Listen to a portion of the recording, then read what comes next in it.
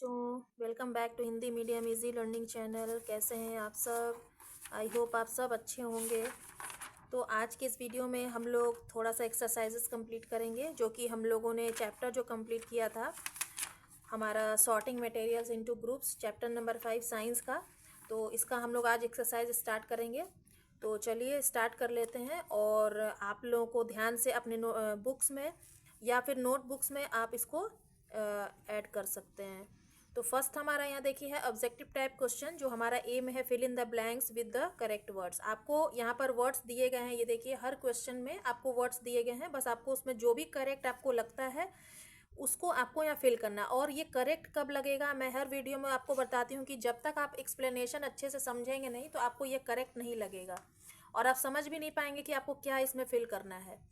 तो जिसने भी एक्सप्लेनेशन में जो मेरी वीडियो देख चुके हैं और एक्सप्लेनेशन या अपनी बुक्स में भी खुद से पढ़े हैं, तो उनको समझ में आ जाएगा कि क्या क्या इसमें फिल करना है। वो खुद भी कर सकते हैं, बट मैं यहाँ पर मेरा काम है इसलिए मैं आपको बता रही हूँ।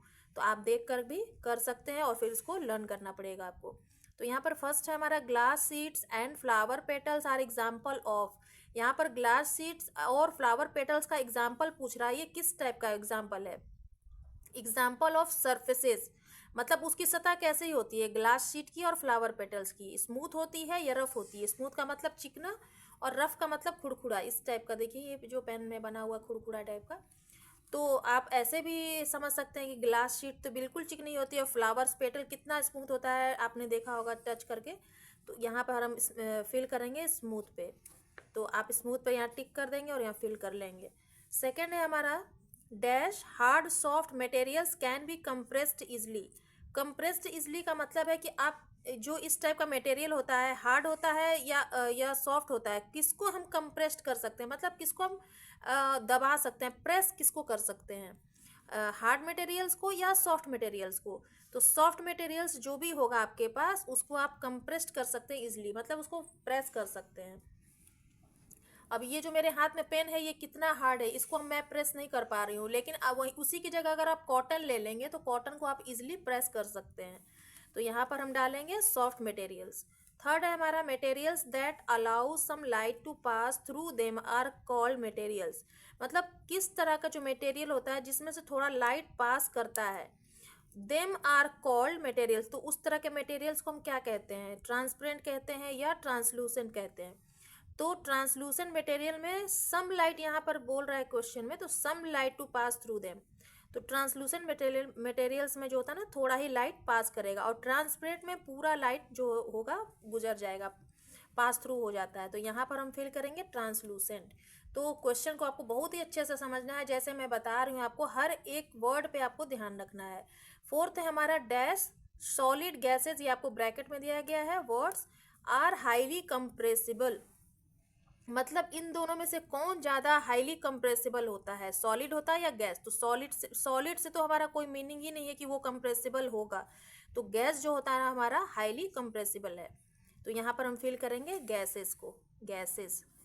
अब हमारा फिफ्थ आता है liquids that do not dissolve in water are called in water dash in water. मतलब लिक्विड जो है पानी में जो नहीं घुलते हैं उनको हम क्या कहते हैं? इमिसिबल कहते हैं या सोल्यूबल कहते हैं। सोल्यूबल का मतलब होता है घुलनशील, मतलब घुल जाते हैं, डिजॉल्व हो जाते हैं। और इमिसिबल का मतलब होता है कि वो घुलते नहीं है, तो उसको हम यहाँ पर फिल करेंगे इमिसिबल। अब हमारा आता है B, choose the correct option. First है हमारा which of the following has a rough surface. इसमें से आपको चूज करना है कि आपको चार ऑप्शंस दिए गए हैं और चारों को आपको ध्यान से पढ़कर चूज करना है कि इनमें से रफ सरफेस किसका होता है। A sandpaper, petals of a flower, surface of an apple, glass sheet. तो आप ऐसे भी समझ सकते हैं कि फ्लावर पेटल्स जो होते हैं कितने स्मूथ होते हैं, हमारा फर्स्ट क्वेश्चन में भी यहाँ आया था। ग्लास शीट है वो भी एकदम चिकनी होती है। सरफेस ऑन एन एप्पल, आपके घर में एप्पल होगा तो उसके ऊपर का पार्ट आप देखेंगे कितना स्मूथ होता है। अब यहाँ आता है एक अ सैंड पेपर। सैंड पेपर आपने देखा होगा ब्राउन कलर का या फिर येलो कलर में आता है, वो बहुत खुरखुरा होता है उस टाइप का और थोड़ा चमकीला भी होता है। तो यहाँ पर हम सैंड पेपर को का जो होता है सरफेस वो रफ होता है, तो यहाँ पर हम सैंड पेपर पे टिक कर देंगे। अब हमारा आता है second question, which of the following can be compress to a small extent which of the following can be compress to a small extent, मतलब इनमें से कौन सा ऐसा जो है जो मतलब जिसमें थोड़ा सा स्मॉल एक्सटेंट होता है, मतलब फैलाव होता है, इनमें से कौन सा ऐसा है। तो गैसेस तो नहीं है, लिक्विड है हमारा, सॉलिड से तो बिल्कुल भी कोई मतलब नहीं है, नन ऑफ दिस, मतलब इनमें से कोई नहीं। तो यहाँ पर जो हमारा लिक्विड है, लिक्विड में थोड़ा सा कंप्रेशन आता है, तो यहाँ पर लिक्विड पर हम टिक करेंगे। विच of the following is translucent, आपको यहाँ पर विच of the following is translucent, आपको चारों को देख करके समझना है कि ट्रांसलूसेंट में क्या होता है। ट्रांसलूसेंट में होता है कि हम उसमें से थोड़ी ही सी जो लाइट होती है वो पास करती है। अब सेल्फन पेपर है, सेल्फन पेपर तो बिल्कुल भी नहीं है हमारा translucent. Oil paper, water, would, इनमें से कोई भी नहीं है। ऑयल पेपर इसलिए है क्योंकि ऑयल अगर पेपर में चिपकता है तो दूसरे साइड भी ऑयल का थोड़ा सा उसमें इफेक्ट होता है, इसलिए हमारा ऑयल पेपर यहाँ पर ट्रांसलूसेंट है। फोर्थ है हमारा which of the following is a characteristic feature of a solid, इनमें से कौन सा फीचर जो है सॉलिड का, सॉलिड कैरेक्टरिस्टिक फीचर है इनमें से। It has no definite shape, it is highly compressible, it has no definite volume, its particles are closely packed, मतलब इसमें सॉलिड का कैरेक्टरिस्टिक आपको बताना है कौन सा है। सॉलिड का कैरेक्टरिस्टिक ये है कि इसका डेफिनेट शेप होता है लेकिन डेफिनेट वॉल्यूम भी होता है, लेकिन ये अलग अलग दिया गया है, आपको सिर्फ एक ही चूज करना है। और सॉलिड के पार्टिकल्स भी होते हैं ना, क्लोजली पैक्ड होते हैं, और हाईली कंप्रेसिबल नहीं होता है। यहाँ पर देखिए, यहाँ पर दिया गया है कैन नॉट बी कंप्रेस्ड, यहाँ पर दिया गया है, और पार्टिकल्स आर क्लोजली कंपैक्ट दिया गया है, और शेप एंड वॉल्यूम के बारे में जैसा मैंने बताया वो भी दिया गया है। तो ये हमारा इसका फीचर है, कैरेक्टरिस्टिक फीचर सॉलिड का। तो हमारा जो इसमें डी है, डी हमारा आंसर है, तो आप इस पर टिक करेंगे। अब हमारा आता है विच of the following is insoluble in water, मतलब इसमें आपका जो भी पानी में घुल नहीं सकता है वो क्या है। कॉमन सॉल्ट, ये तो पानी में आप डालेंगे घुल जाता है। शुगर है, शुगर को भी आप चलाएंगे, मिक्स करेंगे तो ये भी घुल जाएगा। कार्बन डाइऑक्साइड भी घुल जाता है। और ये वैक्स होता है, वैक्स थोड़ा चिपचिपा होता है, ये पानी में घुलता नहीं है, तो ये इनसॉल्युबल होता है, मतलब जो घुलता नहीं है। तो यहाँ हमारा वैक्स जो है इनसॉल्युबल इन वाटर है। अब हमारा था 6 number, which of the following is a conductor of heat, हमारा इन 4 ऑप्शन में से कौन सा कंडक्टर ऑफ हीट है। Metals, plastic, bamboo, glass. तो मेटल्स जो है हमारा कंडक्टर ऑफ हीट है, और प्लास्टिक, बैम्बू, ग्लास ये सब जो हैं ये इंसुलेटर है हमारे।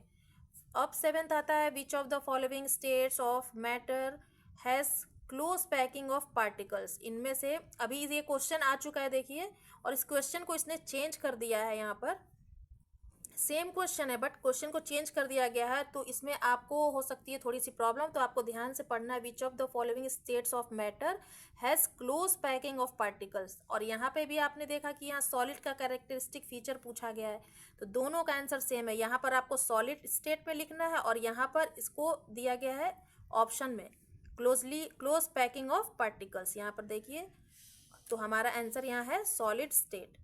8th वन हमारा which of the following materials will sink in water, इनमें से कौन सा मटेरियल जो है पानी के पेंदे में चला जाएगा। वुड है, वुड तो नहीं जाएगा, वुड तैरने लगेगा। फेदर भी तैरने लगेगा, मतलब ऊपर की तरफ फ्लोट करने लगेगा। लीफ भी फ्लोट करता है। रॉक, छोटा सा भी पत्थर आप पानी में डालेंगे तो वो सिंक करने लगता है, मतलब पानी के पेंदे में चला जाता है। तो इसका हमारा आंसर है रॉक। जो अब 9th क्वेश्चन में हम आते हैं, विच of the following gases in soluble in water, इनमें से कौन से गैसेज जो हैं, हम लोगों ने लास्ट में पढ़ा था एक्सप्लेनेशन में कि कौन सा गैसेज जो होता है ना पानी में घुल जाता है। Hydrogen, nitrogen, helium, carbon dioxide. तो इनमें से जो हाइड्रोजन है वो पानी में घुल जाता है। 10th है हमारा which of the following is a conductor of electricity, इनमें से कौन सा मतलब इलेक्ट्रिसिटी का कंडक्टर है, मतलब कौन आपूर्ति करता है। एयर, कॉपर वायर, प्लास्टिक या वुड। तो प्लास्टिक तो उसमें कवरिंग होती है, इलेक्ट्रिसिटी वायर जो होता है उस पर कवरिंग होती है प्लास्टिक की। वुड की तो बिल्कुल भी नहीं हो सकती, एयर से भी तो बिल्कुल नहीं हो सकती। तो ये हमारा कॉपर वायर जो है हमारा कंडक्टर ऑफ इलेक्ट्रिसिटी है। तो यहाँ पर आप कंडक्टर और यहाँ पर हाइड्रोजन, इस पर आप टिक मार्क कर लेंगे। स्टार्ट होता है very short answer type question. तो यहाँ वेरी शॉर्ट आंसर में आपको देखिए दो, फर्स्ट में है आपका give 2 example for the following, और सेकंड बी में है give 1 word for the following. तो ये बहुत इंपॉर्टेंट क्वेश्चन है जो आपको एग्जाम्स में ना 5 नंबर, यहाँ पे 6 क्वेश्चन दिया गया तो 6 मार्क्स के आ सकते हैं, और यहाँ पर 5 है तो 5 मार्क्स के आ सकते हैं। तो ये बहुत ही इंपॉर्टेंट क्वेश्चन है। इन मतलब पूरी बुक में इस टाइप के क्वेश्चंस दिए गए हैं जो आपको बहुत अच्छे से करने होते हैं। तो यहाँ पर देखिए हर क्वेश्चन में आपको दो दो एग्जांपल्स देने हैं। फर्स्ट है हमारा सॉफ्ट मटेरियल्स। तो सॉफ्ट मटेरियल्स में आप क्या एग्जांपल दे सकते हैं? एक तो हम दे सकते हैं ये कॉटन, और सेकंड है स्पॉन्ज। कॉटन को आप प्रेस कर सकते हैं, सॉफ्ट होता है, और स्पॉन्ज को भी प्रेस कर सकते हैं। सेकंड है हमारा ट्रांसपेरेंट मटेरियल्स। ट्रांसपेरेंट मटेरियल्स क्या हो सकता है? एक होता है सेलफोन पेपर, और सेकंड होता है ग्लास। यहाँ पर मैं आपको फिर से लिख दे रही हूँ, सेल फोन पेपर और सेकंड है ग्लास। ये हमारा है कॉटन और ये है स्पॉन्ज।